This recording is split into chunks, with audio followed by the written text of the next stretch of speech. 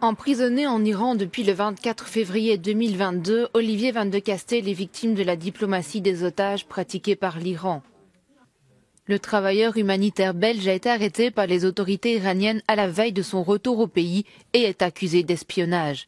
Mais après un an d'isolement et une condamnation à 40 ans de prison et 74 coups de fouet, le meilleur ami d'Olivier, qui se bat pour le libérer, affirme que son état de santé se détériore.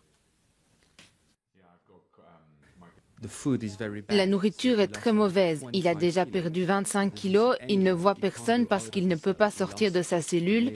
Il a perdu les ongles de ses orteils, il a des problèmes gastriques, des problèmes mentaux, des problèmes dentaires. Donc Olivier est un peu désespéré. Je dirais qu'il ne voit pas les choses bouger parce que les gens qui le détiennent lui disent que personne ne pense à lui, que l'ambassade belge ne veut pas le voir et que sa famille ne pense pas à lui. Évidemment, ces propos l'atteignent psychologiquement. Téhéran souhaite échanger Olivier Van de Castell contre un diplomate iranien, Assadollah Assadi, condamné pour terrorisme en Belgique. Mais un tribunal belge a suspendu ce traité de transfert, craignant qu'Assadollah Assadi ne soit libéré en Iran. La Cour constitutionnelle belge doit déclarer si l'échange peut avoir lieu d'ici le 5 mars, mais Amnesty International en Belgique estime que le gouvernement devrait déjà travailler à d'autres solutions au cas où le transfert de prisonniers échouerait. Le plus dangereux, c'est que le gouvernement belge ne pense qu'à cette solution pour faire libérer Olivier Van de Castell. Il est extrêmement important de trouver d'autres solutions plutôt que seulement celle-là, parce que si la Cour dit non, eh bien, que ferons-nous alors ?